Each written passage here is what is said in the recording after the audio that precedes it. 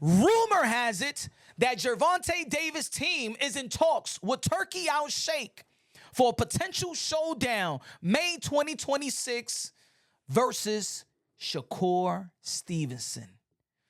Now, ladies and gentlemen, as we all know, Shakur Stevenson is going to be moving up to the 140-pound division to challenge Teofimo Lopez, the Ring Magazine Lineal Champion, WBO champion, January 31st, Madison Square Garden, New York City, my city.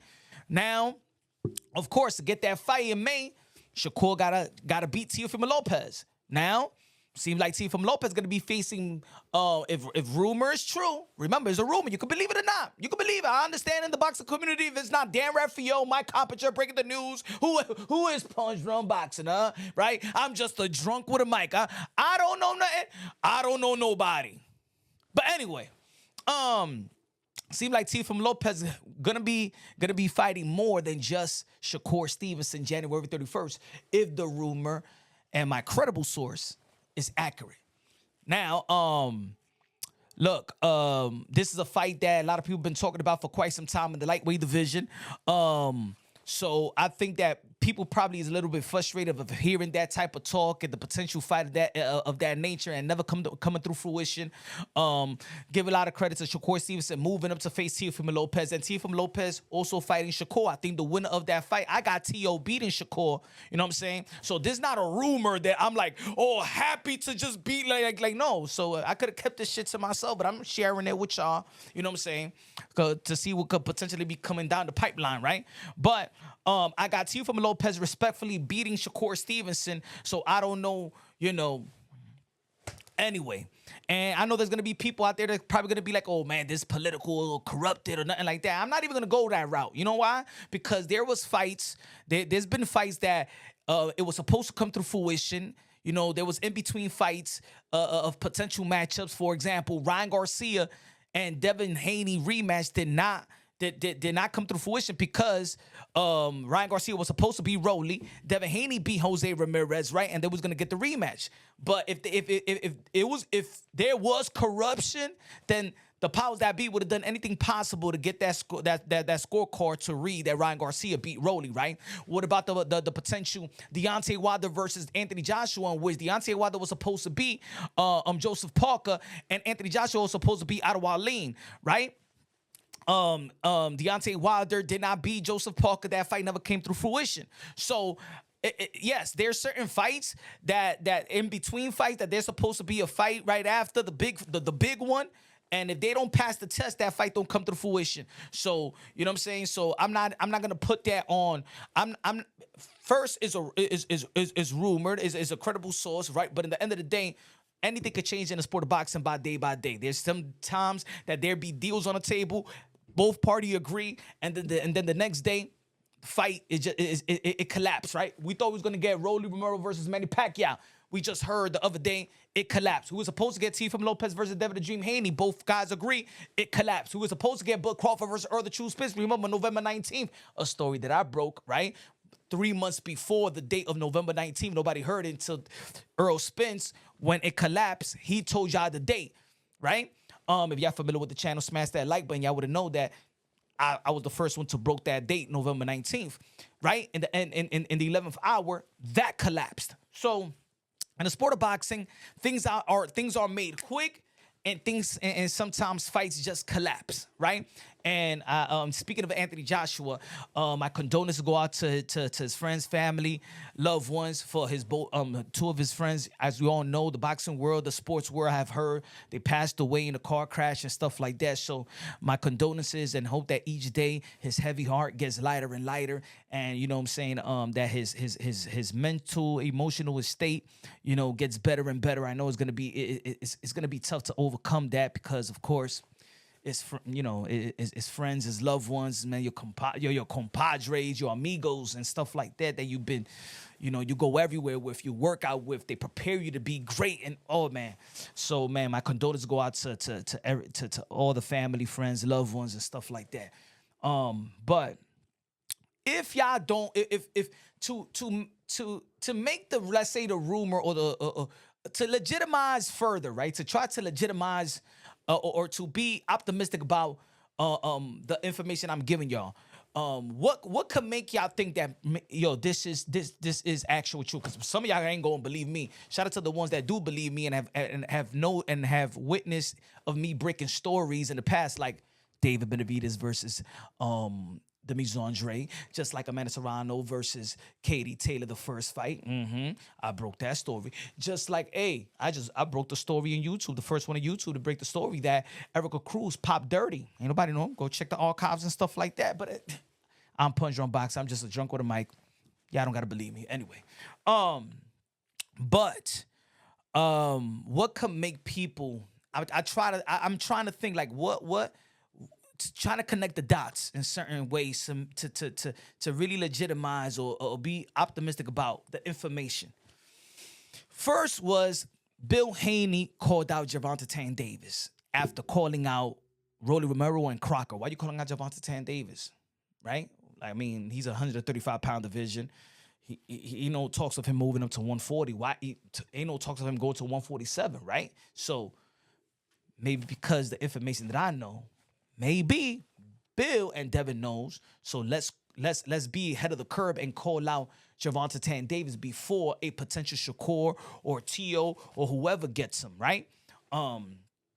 Probably would have been a smart move so he could see the engagement and the algorithm hits, and he could go back to the powers that be and be like, hey yo, but Turk, they want to see Devin and Tank. You know what I'm saying?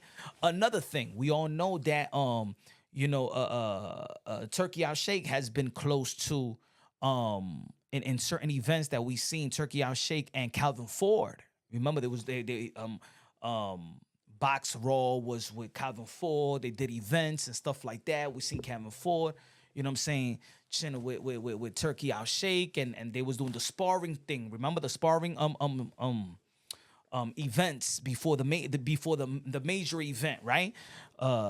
So maybe we see the count. Maybe it was Calvin Ford. I don't know. I'm just saying that I'm trying to connect the dots and make y'all be optimistic about the information I'm giving y'all. Cause like I said, you could believe it or you don't. You know what I'm saying? But those are certain things. I think that we seen or maybe like we saw that. Remember when Canelo Alvarez is gonna be facing Jake Paul, and all of a sudden Canelo Alvarez pulled out of that fight to get the William Skull to eventually get the Crawford, because that was the plans of Turki Alalshikh. He wanted that Crawford and Canelo, so Canelo Alvarez pulled out. He went to fight William Skull, a fight that he didn't want to fight before he was dealing with Turki Alalshikh. Remember, he gave up his belt. Maybe is the reason why Gervonta Davis and they maybe did the switcheroo with the Gervonta Davis not fighting Jake Paul, put in a Anthony Joshua, and the real plan is to have Gervonta Davis facing Shakur Stevenson. And I'm just saying, I'm giving my critical my credible source, his just do. It's been a lot. I'm gonna say 9 out of 10. You know what I'm saying? It was one that I'm like, hey yo, my man, you made me look stupid out there. You know what I'm saying? But 9 out of 10, solid. But hey, again, and nothing is perfect in the sport of boxing, especially when it comes to business, right? They could do a proposal agreement, they could red line, verbal agreement, proposal agreement, all that, and then it comes to the finish line, and both parties could agree, but the network don't want it. The network wants it, and then one party agree, the other party don't agree. Look at the Boots and Virgil situation, right? Both fighters want it, both promoters want it, DAZN want it, but reported and allegedly the manager doesn't want it right now. They want more money or the right money, right? So look at the situation with Canelo Alvarez versus remember the Munguia? Remember Munguia and Charlo? Remember when they was gonna get the fight in Showtime, and both party agree, and then the 11th hour Golden Boy Promotions pulled out Jaime Munguia from that fight. So at the end of the day, both fighters could want it. Sometimes both teams could want it.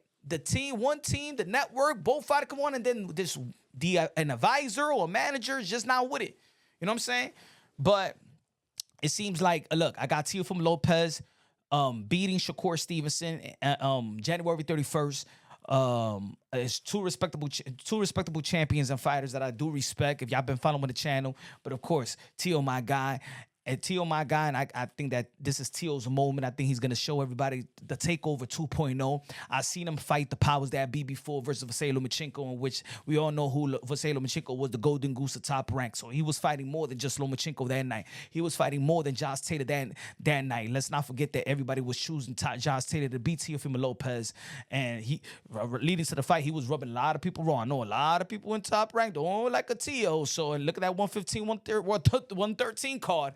Look at the telecast in the Josh Taylor. Look at the telecast when they had it a draw. Andre Ward, you already know Andre Ward don't like no Teofimo Lopez, no Timothy Bradley. Look how they was talking. So I know Teofimo Lopez is made to fight not only the fighter, his opponent in the ring, but the powers that be. And I think that he's gonna overcome January 31st.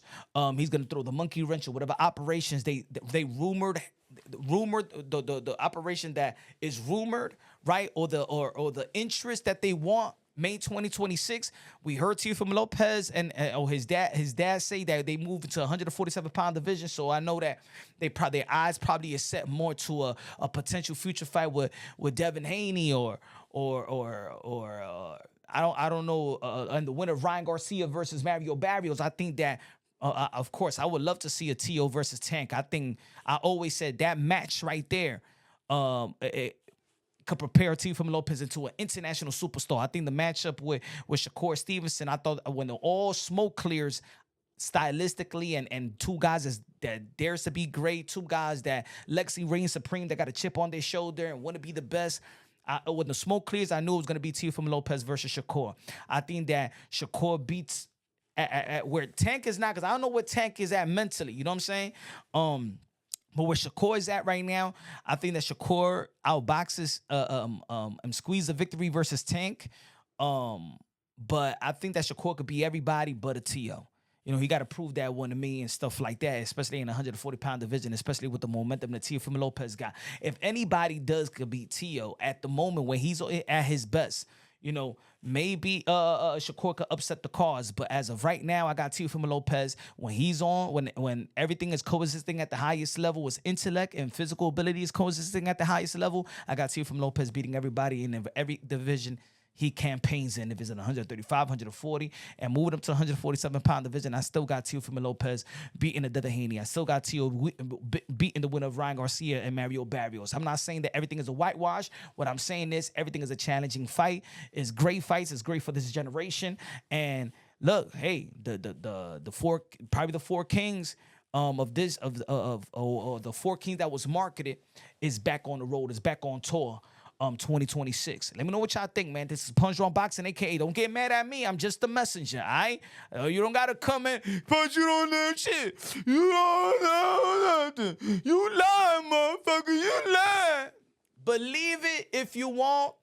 There's certain information that people put out there, and I'm like, get the hell out of here. So I understand y'all. Y'all don't gotta believe the rumor. Y'all don't gotta believe it. Believe it if y'all want. Ignore me if y'all want. Support it if y'all want. I'm just reporting the news. I'm just reporting the news.